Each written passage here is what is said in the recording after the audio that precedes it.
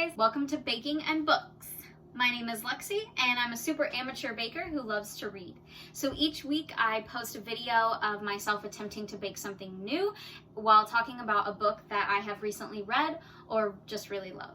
This week I am going to be making strawberry cheesecake cupcakes and I'm very excited about it because it sounds amazing and it involves Cool Whip, which I'm a big fan of. And we're going to be talking about the classic horror story Dracula by Bram Stoker. Now before anybody panics, my version of Dracula is also one of those that has like all of the other little horror stories by Bram Stoker as well as a couple other people. So I promise you Dracula is not this big, but it is a pretty lengthy book, so there's quite a bit to talk about. Dracula is probably my favorite of all classic literature. I guess you would call it that. I mean, it is pretty old, but it's also just one of my favorite stories in general.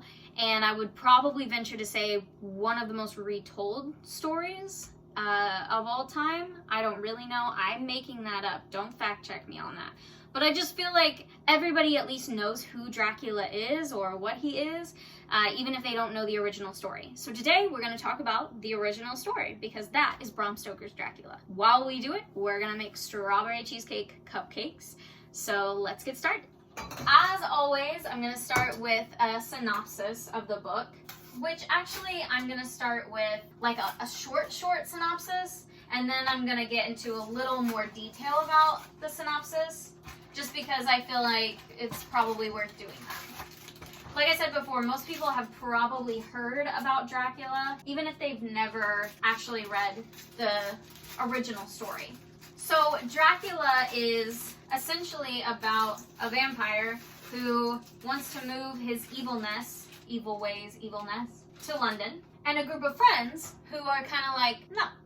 So they pretty much just like start a war with Dracula, as you do, and try to keep him out of London and keep all his evil ways from happening. Obviously, there's a lot more to it than that. I mean, even though the book that I showed you is not all Dracula, it is a pretty long story. It takes quite a bit of time. That's kind of my first warning. If you're gonna read Dracula, you have to know that it's gonna take you some time. I promise that it will be worth it. You have to be in it for the long haul. So let me give you a little bit more of a detailed synopsis so that if you are thinking about reading this, you can decide more for yourself, because you probably knew about the short synopsis. The thing that I think is really cool about this book is that it's written in the form of people's diaries and letters to each other. They call them journals because I'm sure it's fancier, or maybe it's more manly, I don't know, to call it a journal, but they're definitely journals and letters to each other, as well as a few like newspaper clippings, things like that. So it's really cool because it's written from the perspective of this actually happened and people actually went through this, which I find to be really cool. So when you get started into Dracula, you have to know that that's where it all kind of goes. It's not just the author telling you the story. So you first meet Jonathan Harker. He's basically a realtor / lawyer. I kind of think they don't really have words for that back then, so they just kind of went with whatever. Also, quick side note about my baking. I have to start with, obviously, the cupcakes themselves, the cake mix. And last time that I made cupcakes, I scooped them using a large spoon. But I think that an ice cream scoop is going to be a little bit easier, and I can measure it a little bit better. So that is what I'm currently doing, and as soon as my oven's ready, then these can go in the oven. So anyway, Dracula. So Jonathan is basically taking over the account of Count Dracula of Transylvania. And so he goes to Transylvania to basically prep Dracula to come to London and find the best place for him to live. And Dracula, of course, wants to get to know London and its culture, or so he says. So Jonathan is going to help with that. While Jonathan is there, he is writing in his journal and writing letters to his fiancée, Mina, who's back in London, or, well, in England. She kind of travels around a little bit. So that's how we're getting the story. And of course, at first, Dracula is a very good host. He lives in this beautiful mansion. Well, it's really more of a castle, because remember, this is, I don't know what time period this is supposed to be set in. I probably could have looked that up. I didn't, sorry, but it's old. We all know that it's old, so Let's just say it was like old times. Whatever that means to you. So he lives in this castle and Jonathan is his guest. And at first it's okay, but then Dracula starts wanting him to stay for longer. And he notices that he's basically locked into his rooms, especially at night. And he can't go anywhere, and Dracula gives him these cryptic kind of warnings like, only fall asleep in your bedroom, don't fall asleep anywhere else inside the castle. And so Jonathan starts to think that maybe there's more to all of this. So he kind of explores the castle, finds some very disturbing things, and starts to realize that his host may not actually let him ever leave.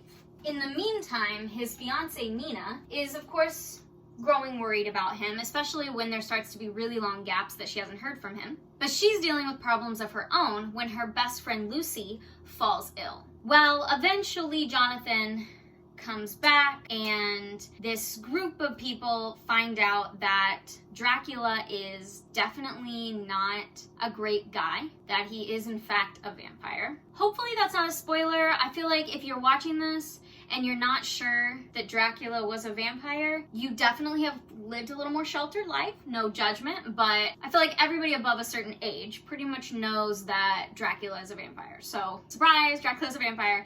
And he's trying to move to London to, of course, expand his vampire family? Army? I don't know. Turn more people into vampires. And of course, the group that Jonathan and Mina are a part of is like, no. That sounds terrible. So they have to go on this whole adventure to stop Dracula and save Lucy and save Mina and save Jonathan and save everybody in London because they're all heroes, and there you go. So that's pretty much Dracula in like a mid form. I gave you the short form, I gave you the mid form. So I think that's all I can really give you without giving too much away. I'm sure most people know the basic story of Dracula. I've said that before, I know I'm repeating myself. But in any case, if you don't want things spoiled for you, go ahead and skip to the end where it says no more spoilers, because starting now, I'm going to start talking about Dracula more in depth. And if you don't want the story spoiled for you, if you want to read this book and be surprised by everything, then you definitely don't want to hang around and watch me continue to bake and talk about it, because things will be spoiled for you. If you don't mind things being spoiled, or you know the story of Dracula, hang with me. Our cupcakes are in the oven, and we probably have some other stuff we need to make, so hopefully it will be entertaining and it will turn out well. Okay, so let's really dive in with Dracula. Starting with Jonathan. I think that's the easiest way to do it, chronologically. The thing about Dracula is there's just so much to unpack. I mean, really, if you think about it, there's so much going on throughout this story. In it, there's just so many things that happen, so many different characters that you have to learn and know about and follow through with, that I think it'll be easy if we just unpack it a little bit at a time, maybe a character at a time. So let's start with Jonathan. Jonathan is the real estate / lawyer person taking over Count Dracula's account.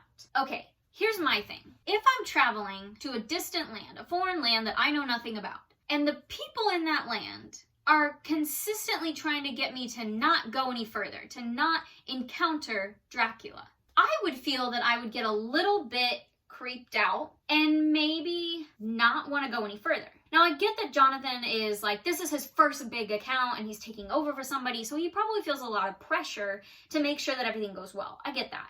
And he's not a jumpy person. He doesn't like freak out, at the drop of a hat. And that's great.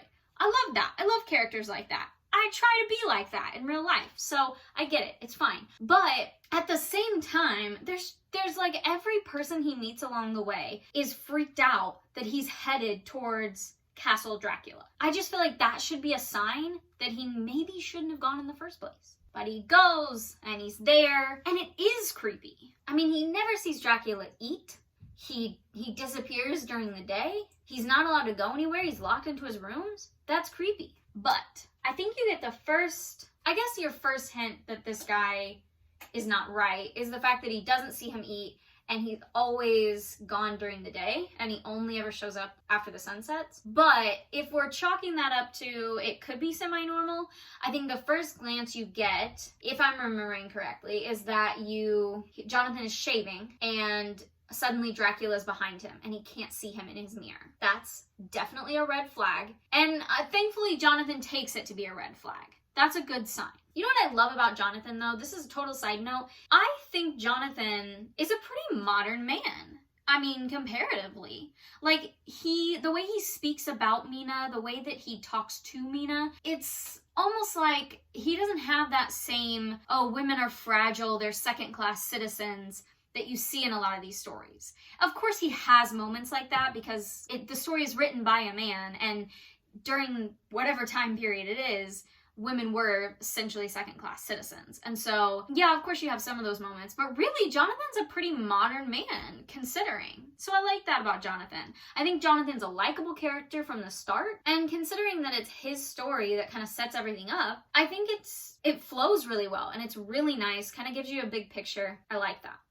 Okay, I think what I'm gonna do is go ahead and try to make my filling. So these are like the cookie cupcakes that I made last week. I think you have to pull out the middle of the cupcake and put something in. My guess is something that resembles cheesecake because it's a strawberry cheesecake cupcake. So we're gonna try to make that while I'm talking. So I like Jonathan. I also think that he is very brave and very daring. I mean, this guy, like if I fell asleep somewhere in the castle and I wake up to 3 murderous women, I would definitely have probably hid in my room for the remainder of my stay or until Dracula killed me. But Jonathan, as freaked out as he is, decides that he needs to investigate it and he needs to figure out this mystery. So he scales the building twice to find out what's going on with Dracula and even sees him sleeping. And I'm gonna go ahead and assume it doesn't tell you, or at least I don't remember it. You know, this is a really long book and I did just reread it, but still, give me a break a little bit if you can. I don't think it says. So I'm gonna assume that Jonathan climbs out of his window and shimmies down the castle and runs away to get free of Dracula because there's no other way out. His room is locked, so the only way he can get out is through his window. He would have had to have climbed down the building some way. I mean, that was probably a long drop. That would probably be terrifying. So Jonathan's a brave soul. I don't know that I could do that. But I guess if your life were in danger, you probably would. People do weird things when their life is in danger for obvious reasons. Okay, so on top of that, Jonathan's going through this crazy thing. We're not sure if he escapes. We're just kind of hoping he escapes. But then we have to check in on Mina and Lucy in England. So first of all, this is going to be a little bit of a criticism of Bram Stoker. I wouldn't, but let me just say, I think what he needed was a way to introduce multiple characters that were men who would put their life on the line for Lucy and or Mina. So because Mina is already engaged to Jonathan, he has these 3 men, Dr. Seward, Arthur, and Quincy, all proposed to her in the same day. And then she accepts Arthur's proposal. I think there could have been a better way to do that. I'm just gonna say it. I think that Bram Stoker could have found a different way to introduce those characters. Instead of just, hey, these men all love Lucy, they'd be willing to lay down their life for her, which turns out is a good thing. But I just think, maybe it was the time, because maybe men couldn't really be friends with women that much. I don't know. But I feel like you could have made 1 or 2 of these at least, just a friend, and then I would hope that I would lay down my life for a friend. I don't know, never been in that situation. I hope I never am, but I would think that I would. Okay, let's put it this way. If my friend were being threatened by a vampire, I at least would give my blood for them. But, okay, whatever. I would be more upset if Lucy weren't such a great person and character. Not that I necessarily think that any woman needs 3 proposals, but, I can get behind it because Lucy's at least a nice character. Okay, but we have these 3 guys. They're pretty great. I like Dr. Seward. I think he's a pretty interesting character because he works at the asylum. And so he kind of has a lot of insight to stuff, which I think is really cool. And then, of course, through him, you meet Renfield, who's psychotic. I remember thinking that I didn't understand at first why Renfield was even a character. Why even write about him? But then later on, it becomes more apparent. I want to know how Dracula so quickly got his hands on Renfield. I mean, I don't even think it's his hands on. I think it's just I don't know, his mind, his magic. I don't really know what you'd call that, but I'm very fascinated by that. Because it seems like Renfield is upset by Dracula's presence, but also excited about Dracula's presence before we even really know who Dracula is and like who he is really and why he's there. So I don't know. I'm just intrigued by the unanswered questions. Like, did Renfield just become crazy? Like, when did Dracula get to London? You know, these are things that I just don't know. They're probably in the book somewhere, but I just didn't see them. Okay, so we have Renfield and Dr. Seward. And so then the other person, one of the other people that loves Lucy is Quincy Morris, who is an American, a Texan, which I find extremely amusing. But she doesn't love him either. But you know, all these guys take it pretty well. Dr. Seward proposes and she's like, no thank you. And then Quincy proposes and she says, no thank you. They take it pretty well, if we're being honest with ourselves, which I think is good, you know?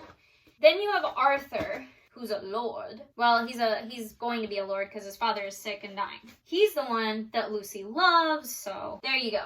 You don't really know that much else about these guys. Like, Dr. Seward is really the one that's kind of spotlighted, and I think it's because he has the asylum and has access to Renfield and therefore other parts of Dracula.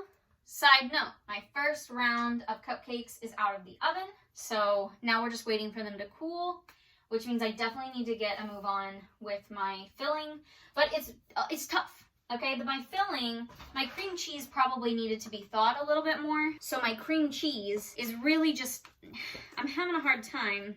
I don't have a mixer. If you've watched any of my other videos, you've probably gathered that. So I have to mix everything by hand, and I think we're getting there, but the cream cheese is just, it was not thawed enough. I should have let it thaw a little bit more before I started trying to put all this stuff together. All right, Jonathan, Mina, Lucy, Lucy's mom, who's sick. Well, she's not really like sick. She just has heart issues. So any shock could kill her. Now that is something that is very old, I feel like, when it comes to women. Like, people have heart problems all the time. And yeah, you don't want to like constantly shock them. That would be terrible. When Lucy gets sick, they're like, they can't know. She can't know that she's sick. The shock would kill her. And I'm like, children get sick. Adults get sick. I feel like if they said, hey, Lucy's not feeling super well, she'll be better tomorrow, the mom would have been like, it's okay. I understand. I'm her mom. But you know, the patriarchy. What are you gonna do? So anyway, Lucy's mom, Dr. Seward, Renfield, Arthur, Quincy, Van Helsing. A lot of people, even if you don't know the story of Dracula or the original story, know Van Helsing. Pretty popular vampire hunter. So Van Helsing used to be a professor / friend of Dr. Seward's. Now he's here because Lucy does get sick after her sleepwalking, which Mina thought was weird, but now it's even weirder because she gets really pale and she sleeps a lot, and that's not so good. I want a book about Van Helsing because he comes in and he just kind of knows what's going on. I mean, of course he does some tests and he doesn't jump to any conclusions, but he has obviously encountered stories of vampires before, if not vampires themselves, and he kind of knows what's going on. And I would love to know more about him, honestly. Okay, so now we've got pretty much all of the main characters. And as the men, I guess you could say, as most of the men are taking care of Lucy, Jonathan finally shows up in a hospital, and he's finally able to remember who he is, and he remembers Mina, so he tells the nurses about her, and they call her to his bedside. Okay, so Mina is with Jonathan, right? But the men are taking care of Lucy. Okay, so they're giving the blood transfusions. All of them, pretty much. Trying to save her. They can't save her. So she's dead. Sorry, Lucy. Bye-bye. So Lucy's dead. The men are grieving, obviously. And Mina's grieving, but she's also super worried about Jonathan. So she's trying to grieve her friend and take care of her fiance. Or, well, her husband, I guess. They do get married in the hospital pretty quickly, which is fine. I probably would have done that too. I don't think weddings were as big of a deal back then. I mean, obviously they were a big deal in the sense of, like, you were getting married and establishing, like, a new life with someone. But I don't think people really did, like, huge ceremonies and receptions the way that we do today. I could be totally wrong, and maybe Stoker just didn't want to waste time with like a giant wedding. That's understandable too. Okay, so Mina is with Jonathan, but then Lucy dies, and Lucy's mom dies. How poetic is that? Lucy's mom and Lucy's mom die in the same night. I don't think that's a coincidence. Obviously it's not. I understand that Stoker probably wrote the book that way on purpose. And I can't really say that I blame him. If I were him, I probably would have done the same thing. Because then, you know, Lucy's mom is not really that important of a character. So, but you don't want it to be like, oh, this poor widowed childless woman has to grieve that her daughter is dead. So instead, oh, you know what? I am wrong. Lucy dies like the night after her mom.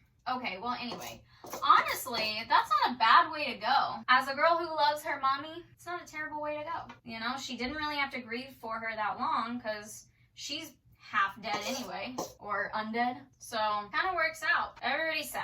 Okay, then everybody goes home because, you know, it's over. Can't do anything more about it. Sorry, Lucy. Except that it's not over because then the children start to disappear and they always show back up. Which is good, I guess. No, I mean, it is good, for sure. We obviously don't want dead children. That's not a fun story. So now everybody has to face the reality that Lucy's a vampire. But, like, how crazy would that be? You know what I mean? Like, here you are, especially for Dr. Seward, because he's in it the whole time. So, like, how crazy would it be that this woman you loved, that you couldn't save, I mean, you just watched her die, now you're finding out, basically undead, and threatening children, which is a no-no, as we've discussed. So now you have to like kill her, which I'm sure is not a fun thought. And this is where I will pause to say, I think Dr. Seward gets a little annoying in this like second part of the whole Lucy saga, because I understand he doesn't want to believe in things such as vampires. He doesn't want to believe that Lucy could become one. You know, she was sweet and innocent and wonderful. There's no way she could possibly be a vampire. And I get that, and I'm with you, my dude, but it takes him so long to believe Van Helsing that it sort of becomes obnoxious. I mean, it's like, I get it. You don't want your love to be a vampire. We feel you. You know, I think everybody relates. But at the same time, like, Van Helsing is sitting here trying to prove to you over and over again that he's not lying to you. I mean, this is life now. And you're just like, I don't know. You could just be crazy. I don't know. I guess any of us would probably do that, but still, like, he gets a little obnoxious. Oh gosh, and then I honestly forgot about Renfield until just this minute. Like, Renfield is definitely still here acting crazy, eating, like, spiders and bugs and things, which is nuts. Like, why would you do that? Ugh. It's just so gross to me. But, you know, he's kind of, I guess you could say, possessed by Dracula, so maybe that would be why he's doing these things. I totally forgot about Renfield. Yeah.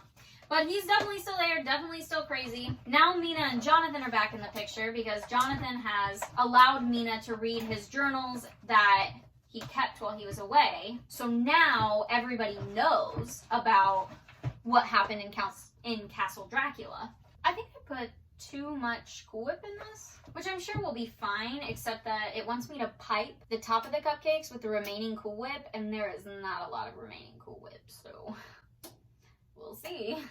Okay, I am almost honestly going to be done with these cupcakes before too long, which is crazy because I feel like I haven't even really gotten into the thick of the story.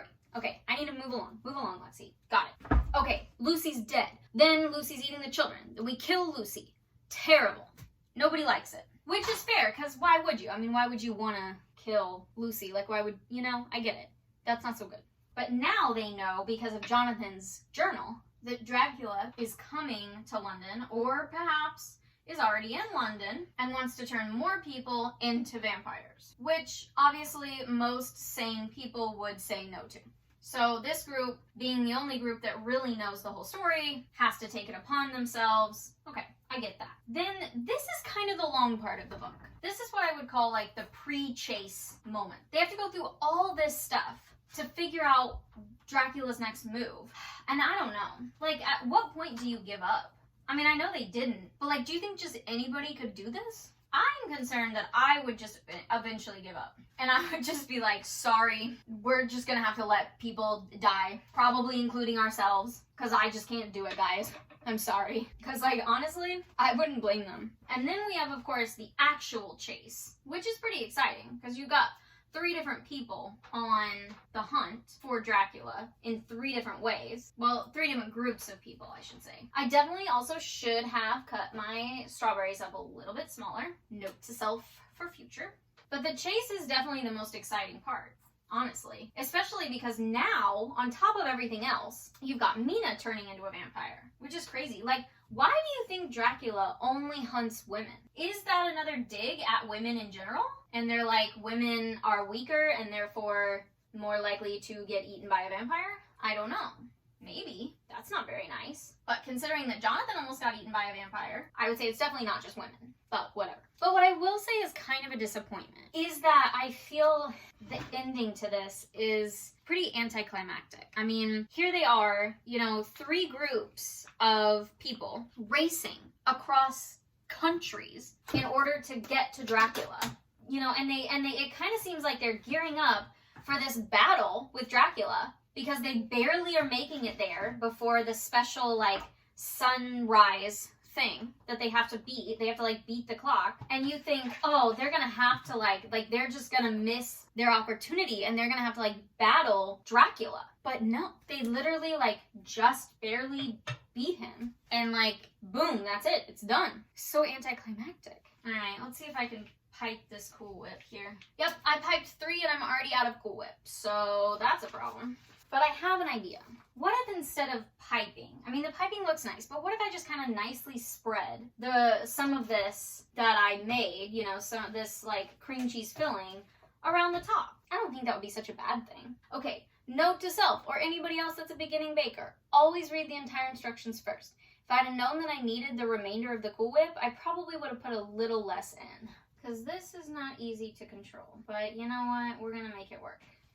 All right, if you left us because you did not want anything spoiled for you, go ahead and come back. I think I've unpacked as much of Dracula as I can possibly unpack. There really is a lot going on. And not just because it's a longer book, but because, Bram Stoker wrote it that way. He wanted there to be a lot going on. He wanted there to be a lot of detail with the characters and everybody kind of gets a well-rounded story. So in some sense, that's a good thing. Things to know if you're going to read Dracula. You have to be prepared for the long haul. I know I said that earlier, but it is a little bit longer book, and you just have to know that going into it. The other thing is, remember that it is an older book. Some of the language is a little bit older. I actually think Bram Stoker did a really nice job of writing a story that kind of can stand the test of time, really. But there are definitely moments that I would have to read a sentence more than once or kind of figure out what they were trying to say because the language is a little more old. Not quite like reading Great Expectations or Shakespeare or anything like that, but just a little bit older. I think it's mostly when they're talking to each other, the different characters are talking to each other. That's when I think it's the hardest. When they're writing in their journals and talking about people, then I think it's no big deal. But when they're talking to each other, or I guess it's still in their journals, so they're writing down a conversation that they had, that's when I think it's the hardest to follow. Okay, I'm supposed to chop up these graham crackers, so I guess let's do that. All right, I think we're ready to decorate at least one. All right, there it is, finished product. There's your close-up. Now let's taste it. I'm pretty excited about this one. I wish I hadn't run out of whipped cream, but hopefully just using some of the extra filling will be okay. This is amazing. I had to eat the whole thing before I could even talk about it because I couldn't let it go. I had to eat the whole thing. Okay, I'm going to go ahead and close up since we have at least one finished product. I definitely have to work on my decoration skills a little bit. I think that if I would do anything differently, I would definitely have chopped the strawberries up a little bit more. It did say chopped strawberries. I cut them into what I was trying to do was fourths. I thought that would be enough. But the thing is, you're trying to put them in a filling in a tiny little hole in this cupcake. So I would definitely have chopped my strawberries up a little bit more. The cupcake that I had didn't have any strawberry. It just had the filling. So the only taste of strawberry that I got was from the one that I put on the top. It's not a horrible thing. Everything still came out tasting good, but I would definitely change that. I would definitely have read my instructions as well all the way through so that I knew I was supposed to have extra whipped cream. It's said 3 cups of whipped cream. 3. And that was pretty much the whole carton. So I guess now I know not only to read the instructions to the end, but to also maybe get 2 things of whipped cream when we go to the store. Yeah, it's just a learning experience. But I think it's pretty good. I think I'll figure out the icing with the remainder of the filling, and I think it'll be okay. It'll be a little messy, but maybe I can chop the strawberries up as I go. I don't know, whatever. It is what it is. Thank you for hanging out with me today. If you have any other suggestions on what I could have done to make this a little bit better, or if you have any suggestions on decorating, because that's something I'm still definitely working on, I would love to hear it. And if you have any recipes you want me to try, I would definitely love to hear about those. Please leave those in the comments. Remember that I'm still pretty new, and I'm obviously not that great at reading the entire directions, so don't throw anything too crazy at me. I would also highly recommend you read Dracula. Yes, you're going to be in it for a while, and yes, there are some difficult parts to get through, but the characters are amazing. The story is riveting. It's kind of creepy and kind of part mystery, and it's just amazing. I really, really enjoyed this. This is the second time that I've read it, and I would definitely read it again in the future, so I highly recommend that you do. Please shop local if you can. Check out local bookstores or borrow it from your local library. But if you want the fancy copy like mine, I think that we got that at Barnes & Noble. If you had fun today, please like and subscribe. I really appreciated you guys hanging out with me, and I had a good time. Thank you guys so much for your support, and I'll see you next time.